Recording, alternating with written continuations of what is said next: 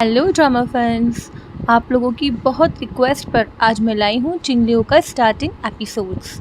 I hope कि आप लोगों को ये पसंद आएगा। लेकिन जिन लोगों ने चिंगलियों बिल्कुल भी नहीं देखा है और जो प्रिंसेस एजेंट को पसंद करते हैं, मैं उनसे रिक्वेस्ट करूँगी कि वो भी इसे देखें, क्योंकि पर्सनली मुझे ये ड्रामा बहुत पसंद है। तो चलिए शुरू करते हैं। तो स्टोरी शुरू करने से पहले मैं आपको इसके कैरेक्टर्स से मिलवा देती हूँ। तो ये है हमारे हीरो ये जियाओ। ये फैंगकैंग किंगडम के हेड हैं, क्योंकि ये स्टोरी फैंगकैंग किंगडम की है। इनके छोटे भाई हैं हाओरेन, जिनको एक अजीब सी बीमारी हो गई है और जिसका इलाज सिर्फ और सिर्फ घोस्ट फिजिशियन के पास है। लेकिन घोस्ट फिजिशियन एक मिस्टीरियस पर्सन है जिनके बारे में कोई भी ज़्यादा नहीं जानता, इसीलिए ये वेश बदलकर घोस्ट फिजिशियन को ढूंढने निकले हैं। और ये है हाओरेन, ये जियाओ का छोटा भाई, जिसकी बीमारी के इलाज के लिए ये जियाओ निकला है। और ये है हमारी मेन लीड, हमारी हीरोइन चिंगलियो। चिंगलियो ही घोस्ट फिजिशियन भी हैं, लेकिन ये अपनी पहचान सबसे छिपा के रखती है। इसके अलावा चिंगलियो के बारे में एक बात ये भी है कि चिंगलियो अपनी याददाश्त भूल चुकी है और उसे अपनी पिछली ज़िंदगी के बारे में कुछ भी नहीं पता। उसे ये भी नहीं पता कि उसके बेटे का पिता कौन है। ये है एक बहुत ही क्यूट कैरेक्टर नैन नैन।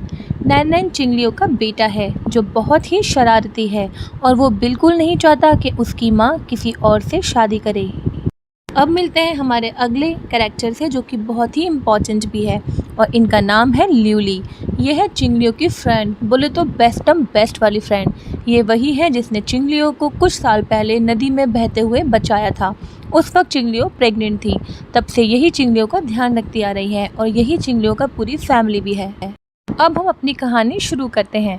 तो कहानी की शुरुआत होती है एक रेस्टोरेंट से, जहां एक लेडी बैठकर लोगों को घोस्ट फिजिशियन के बारे में बता रही होती है।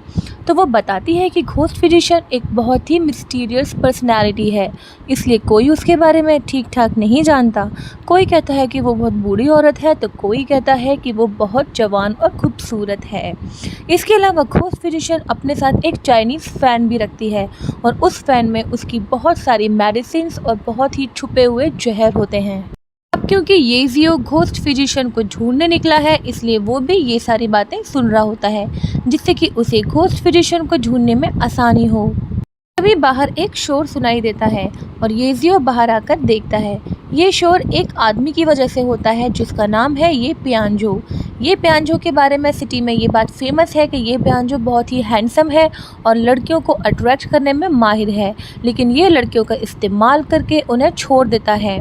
ये पियांजो हमेशा अपने साथ एक बांसुरी रखता है और उसे बजाकर ही वो लड़कियों को इम्प्रेस करता है। वैसे ये पियांजो कहानी का कोई बहुत ही इम्पोर्टेंट कैरेक्टर नहीं है। इसका यूज़ बस इतना है कि इसकी वजह से कहानी में एक छोटी सी मिसअंडरस्टैंडिंग हो जाएगी।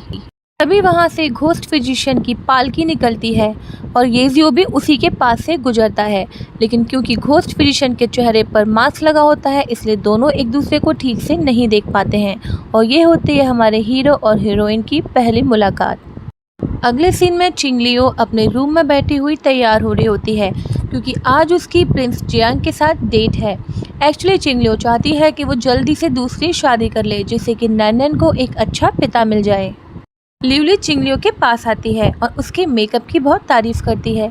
इसके अलावा वो उसके लिए बहुत खुश होती है, क्योंकि वो भी चाहती है कि उसकी दोस्त हमेशा खुश रहे। इसके बाद चिंगलियो ल्यूली से कहती है कि मैं चाहती हूँ कि आज की शाम अच्छी गुजरे, इसलिए तुम नैन नैन का ध्यान रखना, क्योंकि वो नहीं चाहता कि मैं किसी भी आदमी से मिलूँ। ये सब मैं उसके भले के लिए ही कर रही हूँ, क्योंकि प्रिंस जियांग एक बहुत ही अच्छे इंसान है और वो एक टीचर भी हैं, इसलिए मैं जानती हूँ कि वो नैन नैन के लिए एक बहुत ही अच्छे पिता साबित होंगे। लेकिन इन दोनों के प्लान का बंटाधार करने के लिए नैन नैन तैयार है, क्योंकि उसने ये सारी बातें छिपकर सुन ली हैं कि आज उसकी माँ किसी के साथ डेट पर जाने वाली है। ये जियो के साथ उसकी एक गार्ड भी है, जिसका नाम है मोजियान। क्योंकि उन दोनों पर अटैक हो जाता है, इसलिए वो मोजियान को एक सेफ जगह पर छोड़कर अकेला ही निकल जाता है। दूसरी तरफ नैन नैन अपनी माँ की खूबसूरत डेट को ख़राब करने के लिए तैयार हो चुका है। वो अपने जहरीले केकड़े को प्रिंस जियांग के ऊपर छोड़ देता है, जिससे कि प्रिंस जियांग का चेहरा खराब हो जाता है। दूसरी ओर चिंगलियो अपनी डेट पर प्रिंस जियांग का इंतजार कर रही होती है, लेकिन प्रिंस जियांग उसके पास नहीं पहुंच पाता। पर क्योंकि ये जियो अटैकर से बच रहा होता है, इसलिए वो मास्क लगाकर उधर आ जाता है और गलती से चिंगलियो ये जियो को प्रिंस जियांग समझ लेती है।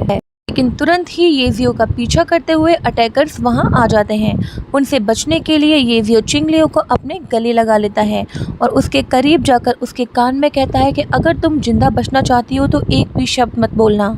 चिंगलियो समझ जाती है कि ये किसी से छिपना चाहता है, इसलिए उसे छिपाने के लिए वो अपने अंकल मिस्टर डिंग के यहाँ चली जाती है, जहाँ एक खुफिया कमरा है। वो मिस्टर डिंग के खुफिया कमरे में चली जाती है और येजियो को भी उस कमरे में अंदर आने के लिए इशारा करती है। क्योंकि वो रूम बहुत छोटा होता है इसलिए वो दोनों एक दूसरे के बहुत करीब होते हैं और चिंगलियो का हाथ येजियो की बॉडी पर चला जाता है। जब वो उसकी बॉडी को टच करती है तो वो देखती है कि इतनी फिट बॉडी किसी टीचर की तो नहीं हो सकती। मुझे लगता है कि ये प्रिंस जियांग नहीं कोई और है। तभी अटैकर्स उनका पीछा करते हुए वहां भी आ जाते हैं और उनकी आवाज़ येजियो के कान में पड़ने लगती है। उस छोटे से रूम में गर्मी की वजह से दम घुटने के कारण चिंगलियो अपना मास्क हटा देती है और उसका खूबसूरत सा चेहरा येजियो के सामने आ जाता है और येजियो उसके चेहरे को देखता रह जाता है। येजियो को पता होता है कि अटैकर्स अभी बाहर ही हैं, लेकिन चिंगलियो को उनकी आवाज़ नहीं आती तो उसे लगता है कि अटैकर्स जा चुके हैं और वो गेट खोलने ही वाली होती है कि येजियो उसे रोकने की कोशिश करता है और इसी कोशिश में वो गलती से चिंगलियो को किस कर लेता है। बाहर निकलते ही चिंगलियो येजियो पर बरसने लगती है और उससे कहती है कि तुम एक बहुत ही गिरे हुए इंसान हो, तुमने मेरा फ़ायदा उठाया है, तुम प्रिंस जियांग नहीं हो सकते। तो येजियो कहता है कि मिस, मैंने तुमसे कभी भी नहीं कहा कि मैं प्रिंस जियांग हूँ, तुमने मुझे बोलने का मौका ही नहीं दिया और जो कुछ भी मैंने किया मेरे पास वो करने के अलावा और कोई चॉइस नहीं थी और अभी मैं जा रहा हूँ। उसके जाने के बाद चिंगलियो उसे पीछे से गालियाँ सुनाती है कि दोबारा मुझे कभी मत मिलना वरना तुम्हारा मुँह तोड़ दूँगी। अब जो लोग आपको दिखेंगे ये कहानी के नेगेटिव लोग हैं। ये शूरा समुदाय के लोग हैं जो येजियो को मारना चाहते हैं और ये येजियो को क्यों मारना चाहते हैं ये आपको आगे पता चलेगा। ये हैं बेचारे प्रिंस जियांग जो नैन की वजह से अपने बिगड़े हुए चेहरे को लेकर चिंगलियो से मिलने पहुंचते हैं। चिंगलियो उसको देखते ही समझ जाती है कि जरूर ये नैन का काम है। वो उसको मेडिसिन देती है और अपने घर वापस लौट जाती है। घर जाते ही वो नैन की पिटाई शुरू कर देती है और नैन बेचारा सा फेस बना के उससे माफ़ी मांगता है कि माँ मैं आज के बाद ऐसा कुछ नहीं करूँगा, प्लीज़ मुझे माफ़ कर दो। लेकिन चिंगलियो उसकी कोई भी बात नहीं सुनती। वो उसे लगातार छड़ी से मारती रहती है और कहती है कि तुम मुझे हमेशा परेशान करते हो, तुम कभी मेरी कोई बात नहीं मानते हो। इसीलिए गुस्से में नैन घर छोड़कर चला जाता है। ल्यूली चिंगलियो से कहती है कि मुझे नहीं लगता कि नैन अपने रियल फादर के अलावा किसी और को अपने पिता के रूप में एक्सेप्ट करेगा, हमें उसके रियल फादर को ढूंढना ही होगा। चिंगलियो कहती है कि लेकिन तुम जानती हो ना कि मेरे लिए नैन के रियल फादर को ढूंढना भूसे में सुई को ढूंढने के बराबर है और फिर मैं कुछ भी तो नहीं जानती अपनी पिछली ज़िंदगी के बारे में। तो ल्यूली कहती है कि हमारे पास एक रास्ता है, क्योंकि जब तुम मुझे नदी में बहती हुई मिली थी तो तुम्हारे पास ये जेट पेंडेंट था और ऐसे जेट पेंडेंट हमें फैंकन किंगडम में ही मिल सकते हैं। हमें वहाँ जाकर पता लगाना होगा कि ये किसने बनाया था। तो चिंगलियो कहती है कि लेकिन मैं तुम्हारे लिए इतना बड़ा रिस्क नहीं ले सकती। तुम जानती हो कि वहाँ शूरा समुदाय के लोग तुम्हें बहुत बुरी तरह से ढूंढ रहे हैं और तुम उनसे बचने के लिए ही यहाँ रहती हो। मैं वापस तुम्हें उस जगह पर नहीं धकेलना चाहती। यहाँ चिंगलियो ऐसा इसलिए कहती है क्योंकि ल्यूली भी शूरा समुदाय की ही एक मेंबर हुआ करती थी, लेकिन उसे ये काम पसंद नहीं आया और उसने अच्छाई का रास्ता अपनाया। इसके बाद चिंगलियो का एक गार्ड आकर उसे बताता है कि नैन इस बार सच में घर छोड़कर चला गया है। वहीं नैन जो घर छोड़कर चला गया था उसे रास्ते में एक पोस्टर के थ्रू पता चलता है कि फिजिशियंस के लिए एक बहुत ही बड़ा कॉन्टेस्ट होने वाला है और जिसके लिए एक बहुत ही ज़्यादा प्राइज मनी डिसाइड की हुई है। तो नैन उस कॉन्टेस्ट में जाने का मन बना लेता है। अपने साथ आए गार्ड को चकमा देकर नैन फाइनली डिवाइन फिजिशियन कॉन्टेस्ट में अकेला पहुंच जाता है। वहां जाकर नैन को पता चलता है कि कॉन्टेस्ट में पार्टिसिपेट करने के लिए एक रजिस्ट्रेशन कार्ड लेना होगा। इसके अलावा नैन को भूख भी लगने लगती है और उसे उसकी फेवरेट चिकन फ्राइड की खुशबू आती है। अब वहां बैठकर फ्राइड चिकन खाने वाला कोई और नहीं येजियो ही होता है जो मोजियान के साथ वहां बैठकर खाना खा रहा होता है। लेकिन तभी नैन उनकी टेबल के नीचे छिप जाता है और उनकी प्लेट से खाना चुराने लगता है। येजियो उसे रंगे हाथों पकड़ लेता है तो नैन ड्रामा करने लगता है कि मैं एक अनाथ बच्चा हूँ, मेरे पिता का कोई अता पता नहीं है और मेरी माँ मुझे पसंद नहीं करती है और मुझे बहुत भूख लगी है। इसके बाद खाना खाते खाते नैन उन दोनों के साथ एक डील कर लेता है और उनके साथ डिवाइन फिजिशियन कॉन्टेस्ट में पार्टिसिपेट करने के लिए चला जाता है। नैनन को ढूंढते ढूंढते चिंग लियो भी वहां पहुंच जाती है, लेकिन कॉन्टेस्ट में पार्टिसिपेट करने के लिए नहीं, सिर्फ नैनन को वापस ले जाने के लिए। कॉन्टेस्ट में एक बूढ़ी लेडी भी आती है जो खुद को घोस्ट फिजिशियन बताती है। हालांकि ये एक फेक लेडी है जो सिर्फ ड्रामा करती है घोस्ट फिजिशियन बनने का। वहां जाकर चिंग लियो नैनन को उन दोनों के साथ आराम से घूमते फिरते और मस्ती करते हुए देखती है, तो उसे बहुत गुस्सा आता है कि नन्ना शैतान मुझे हमेशा तंग करता है। अगले सीन में येजियो अपने रूम में बाथटब में नहा रहा होता है। तभी उसे अचानक उस पल की याद आ जाती है जब उसने चिंग लियो को किस किया था। हालांकि वो चिंग लियो को नहीं जानता और ना ही उसे उसका नाम पता है। चिंग लियो भी नैनन को ढूंढने के लिए येजियो के कमरे के पास पहुंचती है, लेकिन उसे बाहर मोजियान मिल जाती है। वो धोखे से मोजियान को बेहोश करती है और कमरे के अंदर घुस जाती है। कमरे के अंदर वो देखती है कि नैनन आराम से बिस्तर पे सोया होता है। उसे देखते ही चिंग लियो को बहुत गुस्सा आता है, लेकिन तभी बाथरूम से येजियो की आवाज़ आती है। वो नैनन से कहता है कि मेरी दवा लेकर आओ। चिंग लियो खुद दवा ढूंढने लगती है। वो यहाँ वहाँ ढूंढती है तो उसे वो बांसुरी मिल जाती है जो हमेशा ये प्यानजो के पास होती थी। तो वो गलती से येजियो को ये प्यानजो समझ लेती है और वो कहती है कि ये वही ठरकी आदमी है जो सभी लड़कियों को धोखा देता है। उसे ये प्यानजो के बारे में इसलिए पता था क्योंकि उसने एक बार एक ऐसी लड़की का इलाज किया था जिसने आत्महत्या करने की कोशिश की थी और उसके पेरेंट्स ने बताया था कि इसको ये प्यानजो ने धोखा दे दिया है, इसलिए ये खुद को मारना चाहती है। तभी चिंग लियो ने खुद से वादा किया था कि वो ये प्यानजो को सबक सिखा के ही रहेगी। अचानक येजियो बाथरूम से सिर्फ अपना बाथरोब पहनकर बाहर आ जाता है और चिंग लियो से टकरा जाता है और चिंग लियो के हाथ उसके सीने पर चले जाते हैं। लेकिन जैसे ही वो दोनों एक दूसरे का चेहरा देखते हैं तो शॉक हो जाते हैं कि ये यहाँ कैसे आ गई। अब क्योंकि चिंग लियो तो येजियो को ये प्यानजो समझ रही थी, तो वो उससे कहती है कि मैं जानती हूँ तुम कौन हो। तुम वही हो जो भोली भाली लड़कियों को फंसाकर उनकी मासूमियत के साथ खिलवाड़ करते हो, लेकिन मेरे साथ तुम्हारी ये चालाकियाँ नहीं चलेंगी। तभी चिंग लियो फिसल कर गिरने वाली होती है कि येजियो उसे बचाने लगता है और उसे अपनी बाहों में थाम लेता है। अचानक वहाँ नैनन आ जाता है तो येजियो नैनन से पूछता है कि ये कौन है। तो नैनन झूठ बोल देता है कि ये मेरी बहन है, मेरी बड़ी बहन।